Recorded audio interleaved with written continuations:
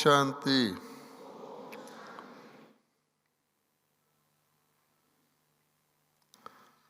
आप सभी बाबा के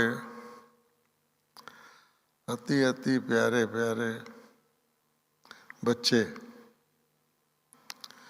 जो ईस्टर्न जोन से बाबा के पास आज पधारे हैं, और ईस्टर्न जोन ब्रह्मा बाबा का अपना जोन है, क्योंकि ब्रह्मा बाबा का यादगार ब्रह्मपुत्रा नदी केवल एक ही है। अन्य सब नदियां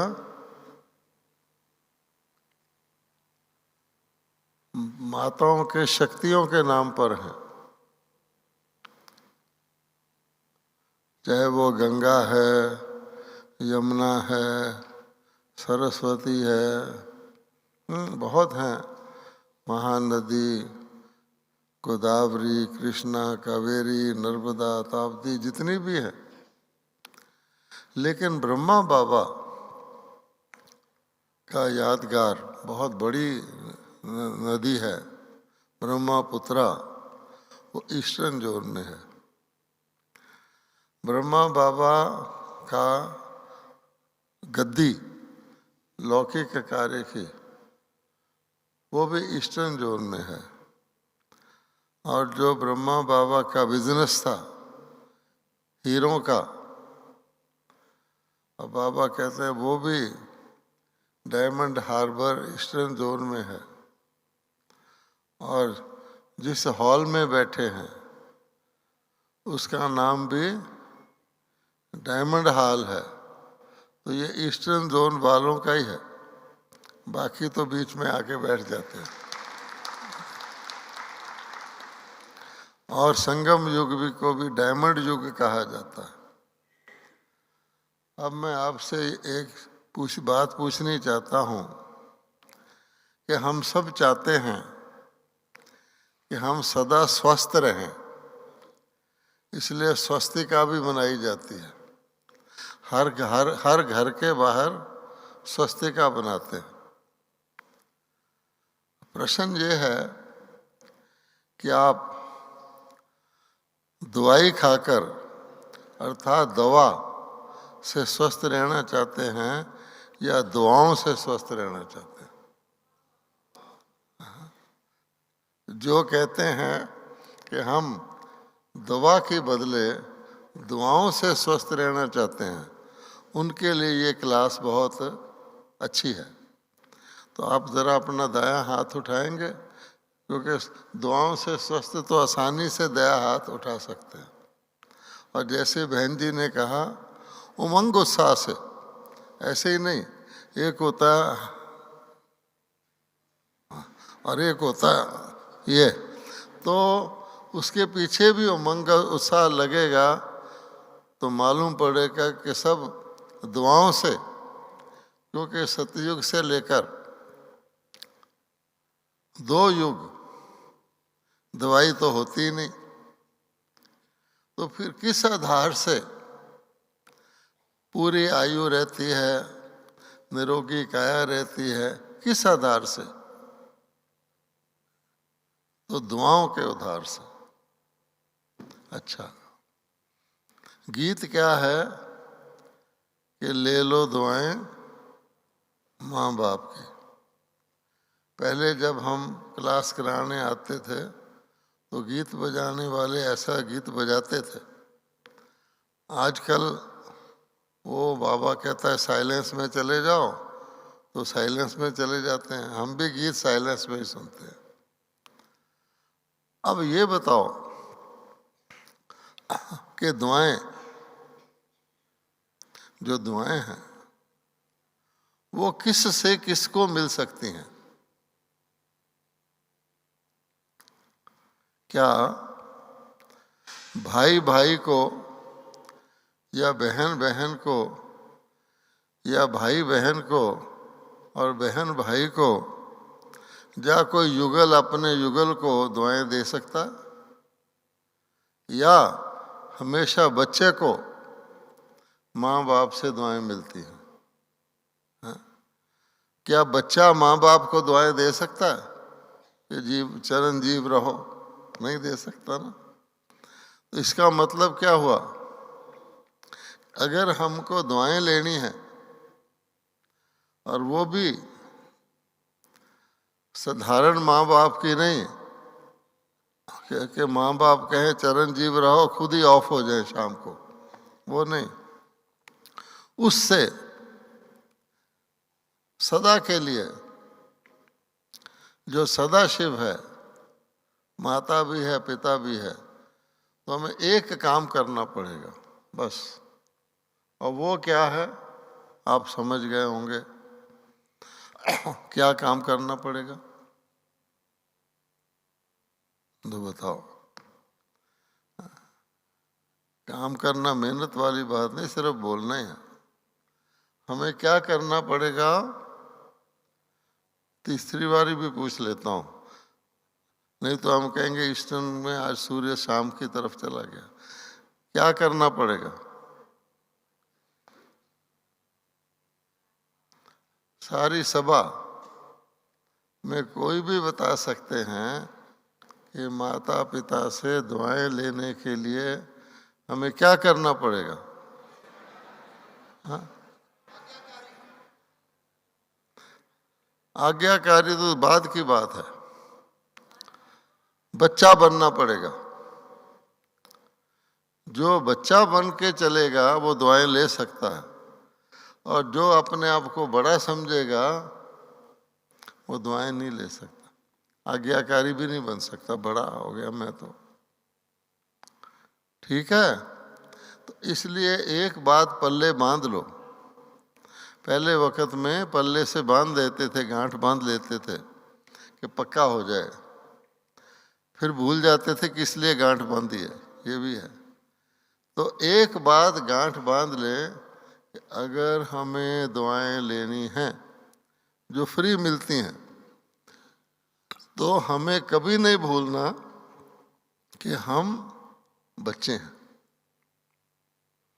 बाबा मुरली शुरू करते हैं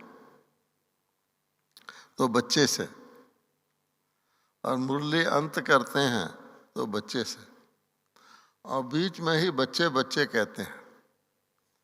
और आप देख लो, साधु महात्मा वो बच्चा कहते ही नहीं, इसलिए उनकी दुआएं भी लागू नहीं होती। तो भगवान कहता है कभी नहीं भूलें कि हम बच्चे हैं। जब आपने भूला हम बच्चे हैं तो दुआओं का स्विच ऑफ। मैं भी एक बारी भूल गया था, तो आपको सुना देता हूं फिर क्या हुआ।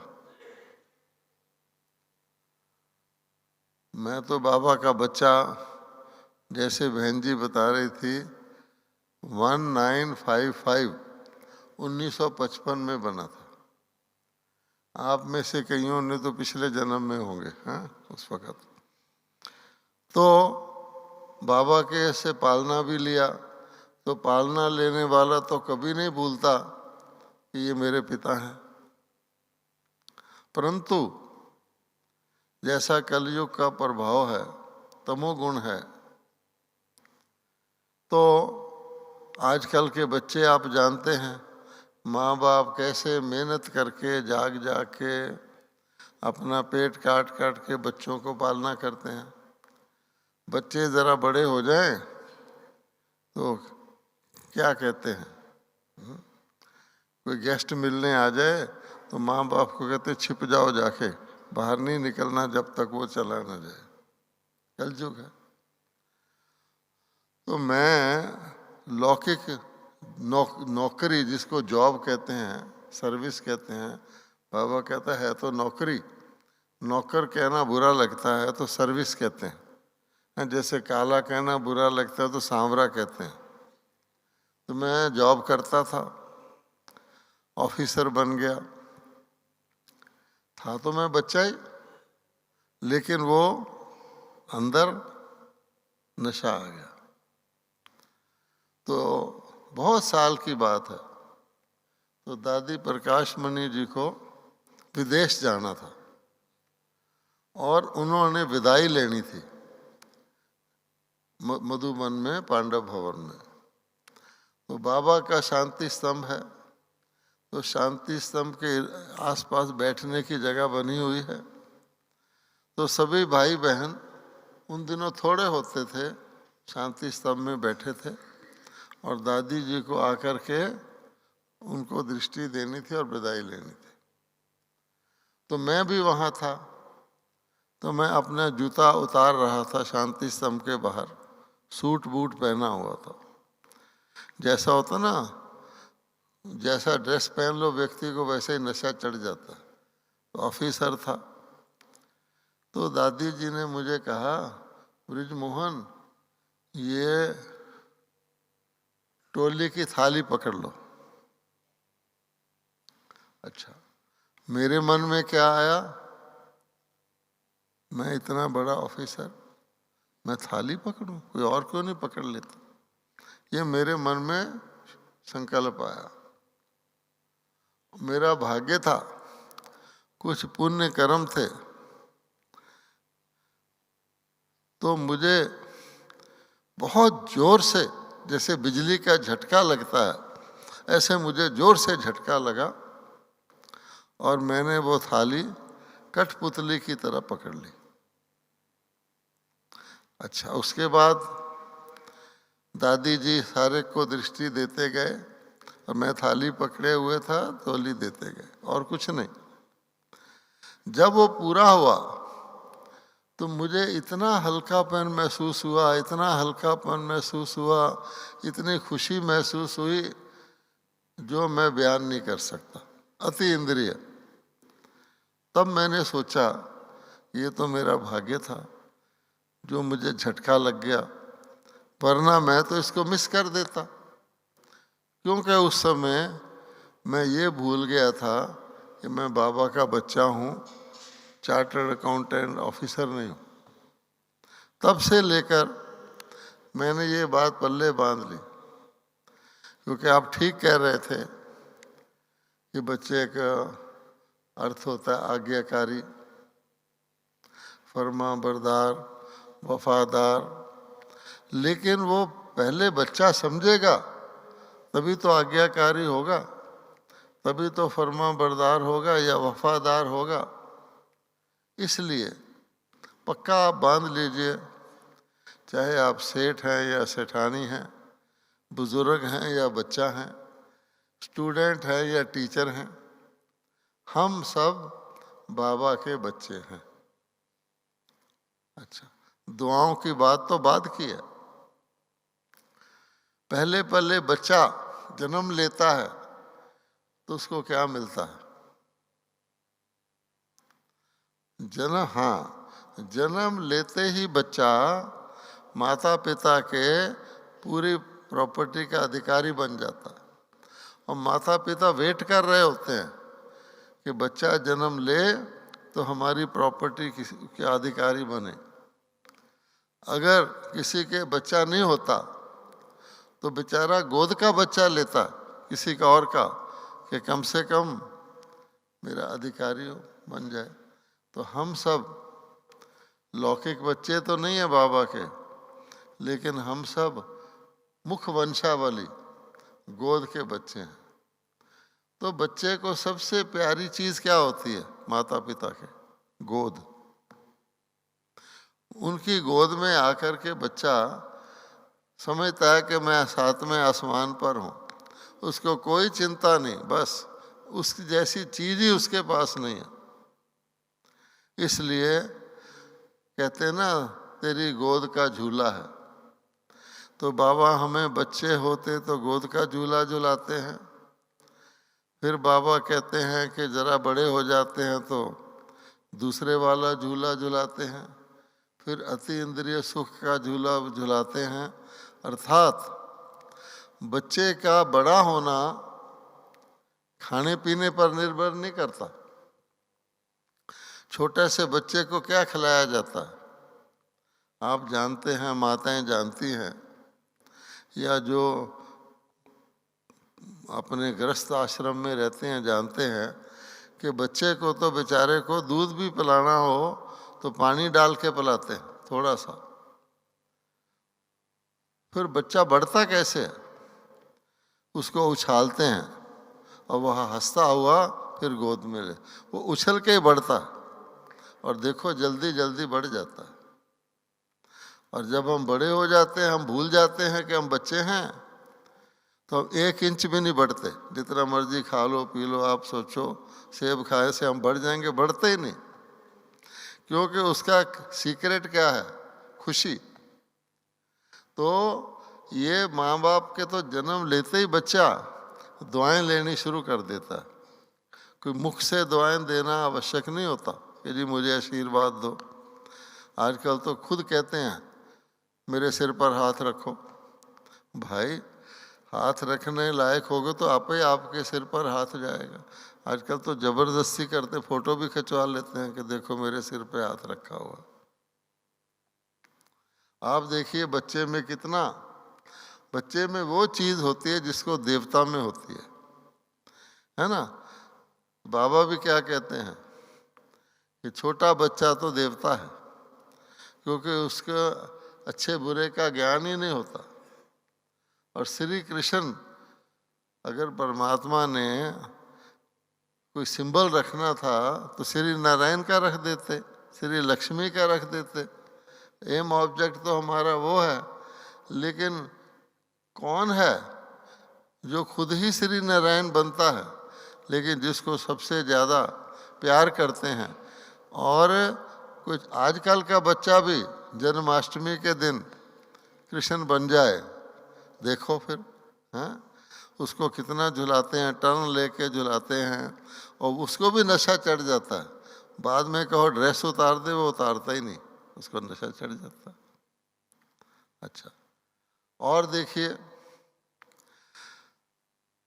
स्कूल की बस जा रही होती है सड़क के ऊपर बच्चों की, और आप उसके पीछे जा रहे होते हैं, तो क्या नज़ारा होता है। वो बच्चे आपको जानते भी नहीं कौन है आप, लेकिन वो हंसेंगे, हाथ हिलाएंगे, खूब उछलेंगे। आप अपने गाड़ी में जा रहे हैं। अब उनका क्या संबंध है कि उनके अंदर पवित्रता है, उनके अंदर इनोसेंस है। तो ये जो चीज़ है, और कोई बड़ा हो, कोई बड़ा आपकी कार रेड लाइट पे खड़ी है, वो आके खड़ी करके आपको देखने लग जाए, तो खड़े बाहर निकल के कहते मुझे घूर क्यों रहा है, आप बताओ। वो बच्चा था तो बड़ा प्यार करता था। इसलिए बाबा ने कहा है कि इस ज्ञान में बच्चे, और गीता को खोलो, गीता का पहला पेज, वो युद्ध वाला पेज छोड़ दो, लेकिन गीता शुरू होने से पहले पहला पेज, उस पर केवल यही लिखा हुआ है, तुम्हें माता पिता तुम्हें। इसलिए परमात्मा जो वास्तव में परम आत्मा है, जिसकी इस प्रकार से माता पिता रूप से संतान नहीं होती, वो भी ब्रह्मा जी का आधार लेकर उनके मुख से हमें बच्चे बनाता, और जन्मते ही वो टाइटल दे देता है जो कोई भी सरकार, सारी इतिहास में कोई भी इससे बड़ा टाइटल नहीं मिल सकता। और वो टाइटल क्या है? हमारा जन्म लेते ही टाइटल क्या है? हाँ, ब्रह्मा कुमार, ब्रह्मा कुमारी। और वंडर की बात यह है, बच्चा बनाना है तो बाबा कहते हैं बड़ी आयु वाला भी, कोई भी हो, युगल भी, दुनिया में कुमार तो युगल बन सकता है, युगल वापस कुमार नहीं बन सकता। लेकिन बाबा को देखो, बाबा ने युगलों को भी ब्रह्मा कुमार और कुमार कुमारी बना दिया। है वंडर का नहीं? वाह। तो इसलिए बाबा कहते हैं, हमेशा मुरली में भी कहते हैं, बड़े मियाँ तो बड़े मियाँ, फिर आगे क्या कहते हैं, छोटे मियाँ। मुसलमान कहते हैं सुभान अल्लाह, बाबा कहते हैं समान अल्लाह, कि बाबा भगवान के समान है। तो इसलिए छोटे रहना, सदा सुखी रहना, बड़े कहना, सिर पर बोझ लेना। तो अगर हल्के रहना है और आशीर्वाद दुआओं से ही पलना है, तो फिर से अगर आपकी गांठ ना बांधी हो तो एक बार फिर मन में गांठ बांध दीजिए, हम बच्चे हैं, हम बच्चे हैं, बच्चे ही रहेंगे। बच्चे को ही माता पिता का वर्षा मिलता है, बच्चे को ही माता पिता की पालना मिलती है। छोटे बच्चे को जिसमें डालते हैं उसका नाम ही पालना रख देते हैं। अर्थात पालना का क्या मतलब हुआ कि उसकी यही पालना है, उसको झुलाते रहते हैं। तो बढ़ेंगे, फूलेंगे, खुश रहेंगे, कोई चिंता मुक्त रहेंगे। बच्चे को रस्सी सामने हो या सांप सामने हो, उसको कोई फर्क नहीं पड़ता। ये है बच्चा। भय से भी मुक्त रहेंगे, तो हर प्रकार की चिंता से मुक्त।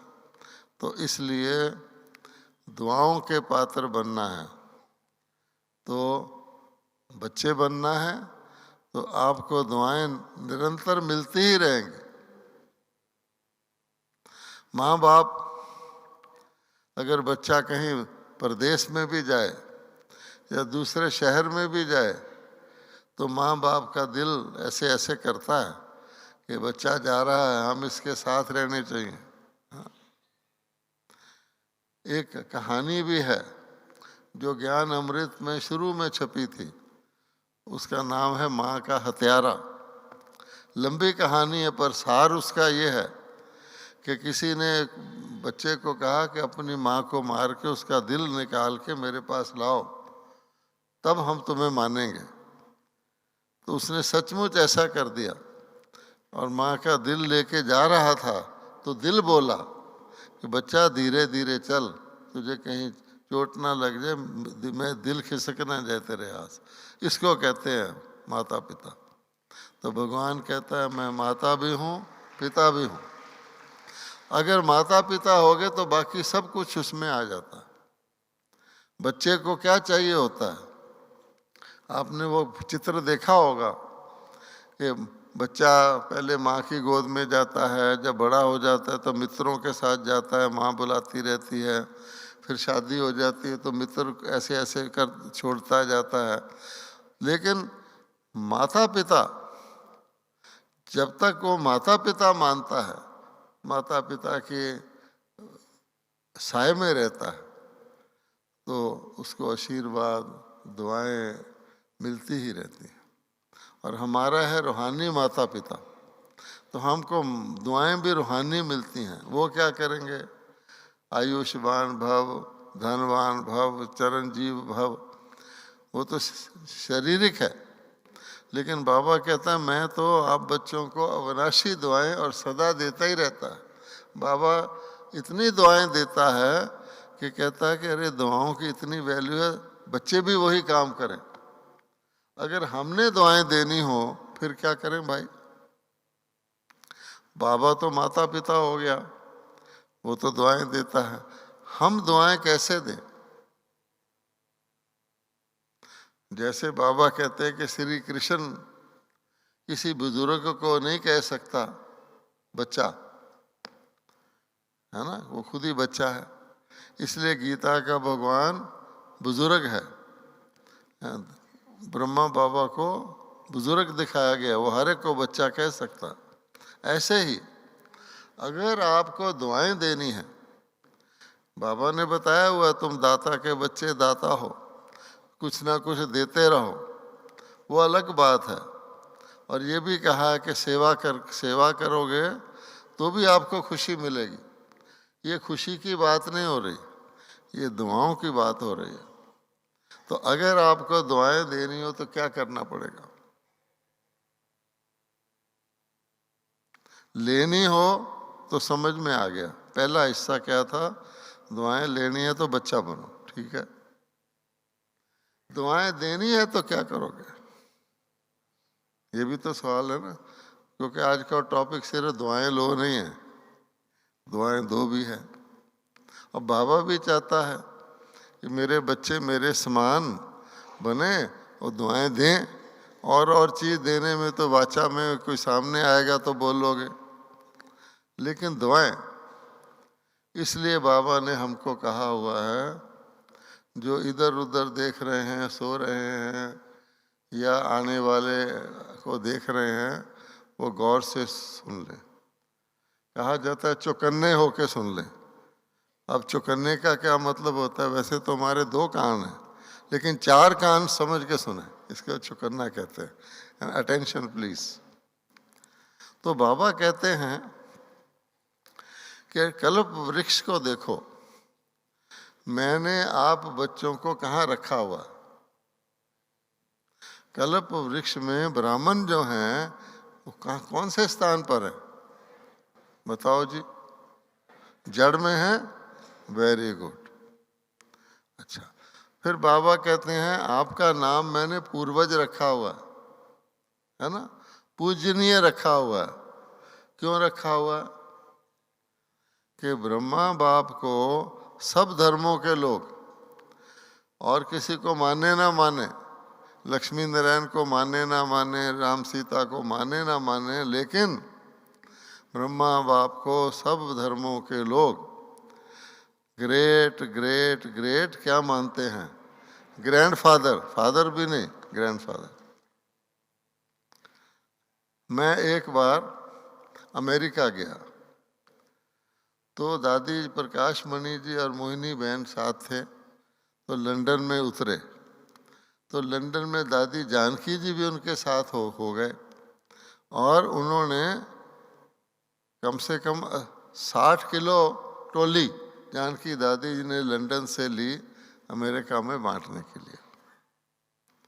अच्छा, अब न्यूयॉर्क में पहुंचे एयरपोर्ट पे तो कुली करना पड़ा, क्योंकि 60 किलो तो टोली है। तो कुली निगरो था, और बहनों को देखा सफ़ेद वस्त्रधारी हैं, मुझे भी देखा, बहनों से तो बात करने से बेचारा झिझक रहा था।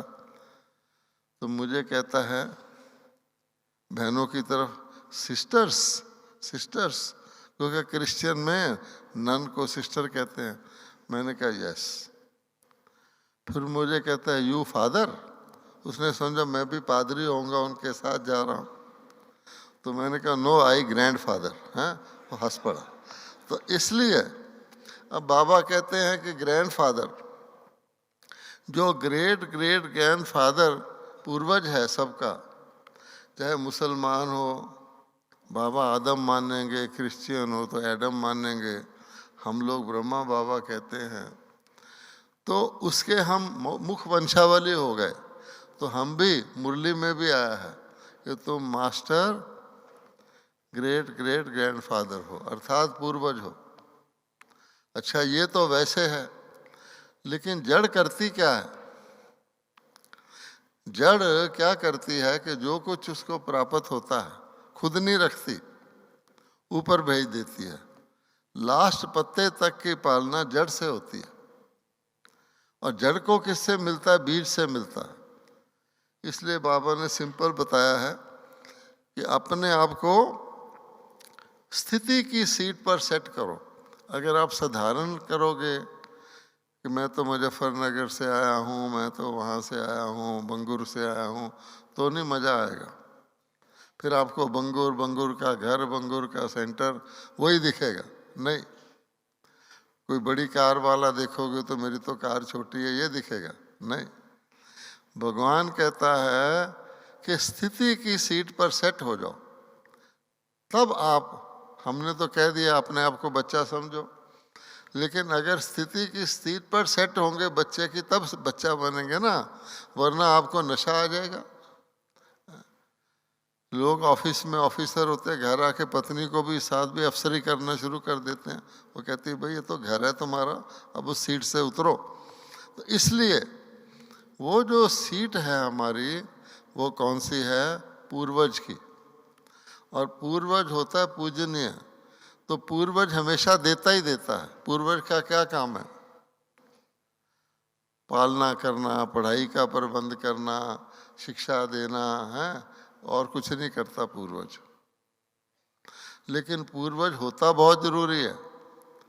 आजकल के लोग ज़्यादा समझदार हो गए तो सोचते हैं पूर्वजों की जरूरत ही नहीं है। तो बाबा हमको फिर से कहता कि नहीं, ज्ञान का मतलब है जो जो है, जैसा है उसको वैसा समझना। अगर हमने पूर्वज को निकाल दिया तो दिक्कत आ जाएगी।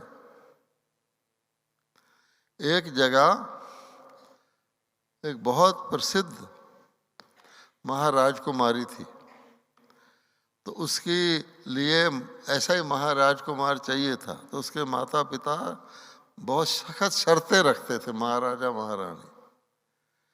तो आखिरकार एक उनको मिल गया जो उनके लायक था। तो उनको बारात लेके वहाँ जाना था। उनका पूर्वज था, तो उसने कहा मुझे भी ले चलो। तो बोले नहीं नहीं, आपकी ज़रूरत नहीं है। अच्छा, अब चल पड़े। तो रास्ते में नदी आती थी। तो नदी के पार उन्होंने, लड़की वालों ने बारात को रोक दिया। कहते एक शर्त है, पूरी करोगे तब आना। वो शर्त क्या है जी? कि नदी से पानी की जगह दूध बहाओ। पानी नहीं, दूध बहाओ। अब वो तो सोच में पड़ गए कि पानी को निकाल के दूध बहाओ, हम कैसे करेंगे? तो साथ में जो सामान लाए थे उसमें एक ट्रंक था बड़ा। उसमें से पूर्वज ने कहा अंदर, मैं अंदर ही हूँ, मुझे बाहर निकालो। वो छुप के आ गया था, इनको ज़रूरत पड़ेगी। तो वो खुश हुए कि चलो कोई कोई तो मिला। तो बोले ऐसे ऐसे उन्होंने शर्त रखी। कहता क्या बड़ी बात है, उनको कह दो कि तुम पानी निकाल दो, हम दूध भर देंगे। तो क्या हुआ? तो पूर्वज के पास अनुभव होता है ना, जो दूसरे के पास नहीं होता। पूर्वज ने यंग भी देखा होता है और ओल्ड भी देखा होता है, यंग ने ओल्ड नहीं देखा होता। इसलिए बाबा कहते हैं यहाँ शरीर का तो सवाल ही नहीं है। मेरा हर बच्चा पूर्वज है, हर पूर्वज पूज्य होता ही है और जड़ में बैठा है। तो इसलिए आपको तो और कुछ करना ही नहीं है, बीज से लेना है। और बीज के साथ ज्ञान मिलता है, लेकिन बाकी चीज़ें भी चाहिए, पानी चाहिए, हवा चाहिए, रोशनी चाहिए। वो सारा कुछ ले करके अपनी प्रजा को देना है। तो तब क्या होगा? आपकी प्रजा सामने ना भी हो। अब लास्ट पत्ता पेड़ का 200 साल बाद निकला हो, लेकिन अगर उसका जड़ से कनेक्शन नहीं होता तो हरा नहीं दिखता। तो इसलिए ऑटोमेटिकली अगर पत्ता चैतन्य होता तो क्या कहता? ऐ जड़, तुम्हें बहुत बहुत नमस्कार, तुम्हारे आधार पर ही मैं हरा भरा हूँ। तो आधार मूर्त हो गई ना जड़। अब बाबा कहते हैं आप सोचो कि पहले तो संगम पर, उसके बाद सतयुग त्रेता में तना भी आधार होता है। जैसे बेसमेंट भी आधार होता है तो फर्स्ट फ्लोर भी, ग्राउंड फ्लोर भी आधार होता है। तो हमारे आधार पर आज भी ये दुनिया चल रही है, क्योंकि सत्य के आधार पर दुनिया चलती है। और सत्य किसके पास है? आपके ख्याल में इतने सारे धर्म हैं, इतने सारे महात्मा हैं, बड़ी बड़ी संस्थाएं हैं, बड़े बड़े महामंडलेश्वर हैं। आप गंगा सागर में जाके देखो, कुंभ में जाके देखो, बनारस में जाके देखो, कितना उनका शो है। सत्य है क्या? उनको तो इतना भी नहीं पता गीता का भगवान कौन है। देवता को गीता का भगवान कह रहे हैं, जबकि गीता के भगवान के ज्ञान से देवता बनता है। तो पहले देवता हुआ या पहले गीता का भगवान हुआ? और अगर गीता का भगवान हुआ तो देवता गीता का भगवान कैसे हो सकता है? फिर उसके दिमाग में पता नहीं क्या आया कि श्री कृष्ण जी विष्णु जी के अवतार हैं, और ले लो। हाँ, अब बताओ, अवतार का अर्थ तो पता नहीं कि तो विष्णु जी के ऊपर दिखते हैं तो उसके अवतार हैं। अच्छा, विष्णु जी के मुख से गीता निकली, विष्णु जी ऊपर किसको गीता सुनाएंगे? अच्छा, वो पालना स्वरूप है, मतलब लंबी बात है। तो जिनको बेसिक ज्ञान ही नहीं, तो धर्म ग्लानि तो कर रखी है, खुद 84 लाख दुनियों में जाने से डरते हैं, और भगवान को कच्छ अवतार मत्स्य अवतार पहले जूनियों में डाल रखा है। उनका तो कहना ही क्या। इसलिए बाबा कहता है कि धर्म नहीं है, दिखावा है। तो सत्य और अहिंसा, सत्यमेव जयते अहिंसा परमो धर्म। तो सतयुगी देवताओं के दो ही क्वालिटी हैं, एक तो सत्य और एक शेर गाय एक घाट पानी पीते हैं। अभी मुरले में आया था कि पानी मधुबन में अरेंज करने के लिए कितने बहन भाइयों ने मेहनत की, बाबा ने थैंक्स किया कि पानी घी की कीमत पे हो गया, जैसे नलके से घी निकल रहा है, वैल्यूएबल हो गया। और वहाँ इसलिए बाबा कहता है कि उस स्टेज में सेट करके कि हम, क्योंकि आप नोट कर लो, बीके का मतलब लेना नहीं है, बीके का मतलब देना है। और लोग तो जन्म ले बहुत देर के बाद देने लायक बनते हैं, बाबा हमको जन्मते ही देने लायक बना देता है, वो भी अधिकारी राजा के तौर पे। क्या दुनिया में कोई ऐसी पढ़ाई है जिसको पढ़ के कोई राजा बन जाए? है कोई? ना थी, ना है, ना होगी। ये अलग बात है कि राजा प्रिंस प्रिंसेस किसी कॉलेज में पढ़ते हो, लेकिन प्रिंस प्रिंसेस बनाने का कॉलेज कोई नहीं है। तो बाबा कहते हैं मेरी पढ़ाई भी वंडरफुल है, और पढ़ाई से कोई प्राइम मिनिस्टर बन सकता है। मुरलियों में आता है कि इंग्लैंड का एक प्राइम मिनिस्टर था, लैंप पोस्ट के नीचे पढ़ पढ़ के प्राइम मिनिस्टर, लेकिन राजा नहीं बन सकता। तो बाबा की पढ़ाई हमको राजा बनाती, अधिकारी, अथा संपन्न। तो बाबा कहते हैं वो संपन्नता हमारे संस्कार में है। तो साथ साथ अगर हमने रिटर्न नहीं किया, लेकर के दिया नहीं, तो हमारे पर बोझ चढ़ जाएगा। वैसे तो बाबा कहते हैं कि ये ज्ञान योग धारणा पहले सो कल्याण करो, क्योंकि अगर सो कल्याण ही नहीं किया तो विश्व कल्याण तो बात दूर की बात है। अगर पानी बहता है तो खड्डे को भरेगा नहीं तो आगे नहीं जाएगा, लेकिन असली पर्पस सो कल्याण करना है या विश्व कल्याण करना है? क्योंकि विश्व पर राजाई करनी तो विश्व कल्याण करो, अपने सेंटर को बढ़ाना है तो अपने एरिया का कल्याण करो। हैं? वैसे तो आप कोई पूछे, आप कहेंगे जी हम फलानी जगह से आए हैं। बाबा कहता है वो तो ठीक है, पर तुम्हारा दृष्टिकोण क्या है कि मैं ईस्टर्न जोन का हूँ, मैं बिहार का हूँ, बंगाल का हूँ, कलकत्ते का हूँ, या मैं विश्व का सेवाधारी हूँ। ब्रह्मा बाबा भी एक ही जगह रहते थे। ब्रह्मा बाबा का कमरा देखो ऊपर जाके, इतना सा है, अभी तो डबल है, पहले आधा होता था, फल रखते थे उसमें। विश्व का कल्याण कर दिया कि नहीं कर दिया? इसी प्रकार से बाबा कहता है कि अपने को उस सीट पे सेट करें, और सदा बाबा कहेगा बनो और बनाओ, उड़ो और उड़ाओ। कहता कि नहीं, खुश रहो खुशी बांटो। तो जो सेकंड हिस्सा है दूसरों का करना, ये इम्पोर्टेंट है। अगर हम अंत तक भी अपना ही करते रहे तो बाबा ने कहा मुझे कोई फर्क नहीं पड़ता। मेरे पास 2 सेक्शन हैं, यहाँ भी देखो 2 सेक्शन बनाए हुए हैं। किसी को बड़े को कह दो जा पीछे जाके बैठ जा, तो कहेगा मैं, सब क्या कहेंगे, मैं बड़ा ही नहीं, मैं पीछे मुझे बिठा रहे हैं। और किसी को कहें स्टेज पर आके बैठ जाओ, खुश हो जाता है कि देखो सब मुझे देखेंगे, मुझे स्टेज पर बुलाया। फर्क है ना? अब बाबा कहते हैं 100 कल्याणकारी का टिकट मिलेगा, लेकिन कौन सा? त्रेता का। विश्व कल्याणकारी टिकट मिलेगा सतयुग का।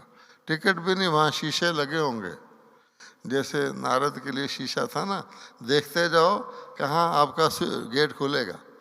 तो जो कहते हैं कर लेंगे, बाबा कहता कोई बात नहीं, जिस दिन कर लोगे सतयुग के बाद उतने टाइम के बाद ही गेट खुलेगा। कर लिया तो अभी खुला है, सीधा सीधा है। इसलिए पूर्वज बनना, देना लेना देने के लिए ही हमारी दादियाँ, और काम क्या होता है पूर्वज का? पूर्वज तो देने के लिए ही लेता है, और पूर्वज के पास अनुभव रहता है। जो दूसरा है वो दुखी हो सकता है, पूर्वज कभी दुखी नहीं हो सकता, क्योंकि उसने बहुत देखा होता। एक नया युगल नया घर बना रहा था और सोचा कि अच्छी अच्छी चीज़ें लाते हैं, तो मार्केट में जाके 2 लाख रुपए का क्रॉकरी का सेट खरीद लाए कि घर को बड़ा रॉयल बनाना है। ला के रखा तो बच्चे ने कप तोड़ दिया। है अपना बच्चा, कहते हैं बच्चों के लिए सब कुछ कर रहे हैं, कप तोड़ दिया तो फिर युगल ने क्या किया होगा आप सोच सकते हैं ना। हाँ, वर्णन करने की तो जरूरत नहीं है। अच्छा, तो उधर से दूसरे कमरे से उसके दादाजी निकल आए और बोले कि क्यों इसको तुम मार रहा पीट रहा है भाई? उसने बताया देखो जी, ऐसे ऐसे बताया। उसने कहा छोड़ो बच्चा है, छोड़ो बच्चा है। तो फर्क हो गया। इसलिए बाबा कहते हैं कि ये जो यूनिवर्सिटी है इसकी पढ़ाई इंटरेस्टिंग है, इसकी पढ़ाई अंत तक पढ़ते रहो, आप कहेंगे और पढ़ते रहें। और इसकी पढ़ाई से प्रैक्टिकली हमें ध्यान रखना कि हम जो हैं वो हम नहीं हैं, जो नहीं है वो हमको बनना है। अगर हम बच्चे हैं तो बाबा क्या कहता है, अरे सारी आत्माएं वानप्रस्थी हैं, बच्चे नहीं हो, वानप्रस्थी हो। अच्छा, वानप्रस्थी हैं, बाबा कहेगा मेरे बच्चे हो। अगर हम गरीब हैं तो बाबा कहेगा अच्छा है, गरीब नवाज हूँ, गरीबों को ही मैं देता हूँ, तुम्हें साहूकार बना दूंगा। अगर साहूकार हैं, बाबा कहता है संभल के चलना, साहूकारी के नशे में कहीं अपना पद नहीं गवा देना। अगर हम स्त्री हैं तो बाबा कहता है तुम चतुर्भुज हो। मैंने 3 वर्ष खाना बनाया है, मैं नौकरी भी करता था, सेंटर भी चलाता था, खाना भी बनाता था। तो मैं क्या करता था कि मेरे 4 हाथ हैं, लक्ष्मी वाले हाथ बाहर निकालो, बहुत बढ़िया खाना बन जाता था। अगर मैं सोचूं मैं तो भाई हूँ, आमतौर पे कुमार जब हमसे मिलते हैं तो यही कहते हैं भाई जी हम सारी उम्र रोटी बनाते रहेंगे, पूछते हैं। वो समझते बहुत मुश्किल काम है। तो मेरे पास उत्तर तो होता नहीं, तो मैं कह देता हूँ नहीं, कभी कभी चावल भी बना लिया करो, है ना, और क्या कहूँगा मैं उसको। तो कहने का भाव क्या हुआ कि उसी चीज़ को आप खुशी खुशी करोगे। तो मैं अब आपको हमारी यूनिवर्सिटी के 4 बातें सुनाता हूँ, क्योंकि वो आपको याद रहेंगे। यूनिवर्सिटी में होती पढ़ाई, पढ़ाई पे होती परीक्षा, और परीक्षा का निकलता रिजल्ट। तो एक बच्चा, वो बनिया का बच्चा था, मारवाड़ी का, क्योंकि यहाँ मेरे पास बहुत सारे आजकल मारवाड़ी मिलने आ रहे हैं कि भाई ये ईस्टर्न जोन के हैं। तो बच्चे का रिजल्ट निकला, घर आया तो माता पिता ने, बनिया लोगों के पास धन बहुत होता है, सरस्वती कम होती है, लक्ष्मी ज़्यादा होती है। तो ये चाहते हैं कि हमारे घर का कोई ना कोई पढ़ा लिखा हो जाए। तो बच्चे से पूछा कितने मार्क्स लाए हो? उसने कहा जी 100 में से 98। तो उसकी माँ तो खुश हो गई, कहती बच्चा अभी तेरे लिए देसी घी का हलवा बनाती हूँ, क्योंकि वो लोग देसी घी खाते हैं। तो उसका पिता कहता है क्या? उसको बुला के 2 चांटे लगाए हैं, नालायक, निकम्मा, निखट्टू। अब माँ बड़ी हैरान कि 98 मार्क्स लाया है और इसको पीट रहे हैं। अरे बोला हम रोज 100 का 300 करते हैं और ये मूल भी गवाया 100 का 98, इसलिए उसको पीट दिया। इसीलिए सोचो कि 16 कला और 14 कला में कितना फर्क है, सिर्फ 2 का। और पूरा युग खो देंगे अगर आप 98 लाए तो 100 में 100 लाओगे तो सतयुग में 98 लाओगे तो इतना हिस्सा गुल हो जाएगा। तो पिताजी ने ठीक किया ना, मारना तो नहीं चाहिए पर समझाना तो चाहिए। अच्छा, एक और बच्चा था, उसका भी रिजल्ट निकला। तो घर आया तो माता पिता बोले कैसा रहा? बोला जी बहुत ही अच्छा, बहुत ही अच्छा। वो खुश हो गए कि इसको तो स्कूटर लेके देना पड़ेगा या कार लेके देनी पड़ेगी। अच्छा, बोल तो सही क्या क्या निकला? उन्होंने समझा फर्स्ट आया या कोई स्कॉलरशिप लिया। तो दूसरी बार उसने ऐड कर दिया आपके लिए बहुत अच्छा। फिर उन्होंने कहा बोल तो सही। बोला इस साल आपको नई किताबें नहीं लेनी पड़ेंगी। हैं जी? अच्छा, अब आप हंस रहे हैं। उसको तो 1 साल नहीं लेनी पड़ेंगी। हम पूछते हैं आपकी किताबें गीता, वेद, पुराण, वो क्यों नहीं चेंज होती? वो तो 2000 साल से आप पढ़ रहे हैं, क्या कारण है? तो बाबा को भी यही कहेंगे कि नई किताबें नहीं लेनी पड़ेगी, बाबा का ज्ञान नया है। अच्छा, फिर एक पिताजी थे, वो अपने बच्चे को हिसाब करना सिखा रहे थे। घर के बाहर बैठे थे और कह रहे थे बेटा 80 और 60 कितना होता? उसने कहा जी 190। बहुत लायक बेटा था। अच्छा, तो उसने कहा बहुत अच्छा, शाबाश। अपने नौकर को कहा इसके लिए चॉकलेट लेके आओ, बहुत अच्छा बच्चा है। 80 और 60 190। तो कोई व्यक्ति गुजर रहा था, उसने देखा, उसने कहा ये कैसा पिताजी है, इसको खुद भी गिनती आती है कि नहीं? 80 और 60 190 उसको थपकी दे रहा है। पहले तो सोचा आजकल किसी के मामले में इंटरफियर करना अच्छा नहीं, चले जाओ, पर उससे रहा नहीं गया। बोला भाई साहब ये कह रहे 80 और 60 190 और आप इसको शाबाश दे रहे हैं। उसने कहा देखो तुमको पूरी बात पता नहीं है। जैसे बाबा हमको कहता है ना हर चीज के तीनों काल देख के जवाब देना चाहिए। कल इसने 230 कहा था, इसलिए इसने तरक्की की है, इसलिए हम इसको शाबाश दे रहे हैं। अच्छा, लास्ट, एक पिताजी सुबह सुबह अपने बच्चे को घर के बाहर पिटाई कर रहे थे। कोई सैर करने वाला जा रहा था, उसने कहा कि भाई इस गरीब को क्यों पीट रहे हो सुबह सुबह? बोला ऐसा है कल इसका रिजल्ट आना है और कल मैं आउट ऑफ स्टेशन हूं, इसलिए ये सारी बातें अपने पर लागू कर लेना और फिर देखना कि हम स्टूडेंट हैं, गॉडली चिल्ड्रन तो हैं, स्टूडेंट भी हैं तो कैसे स्टूडेंट हैं। ओम शांति।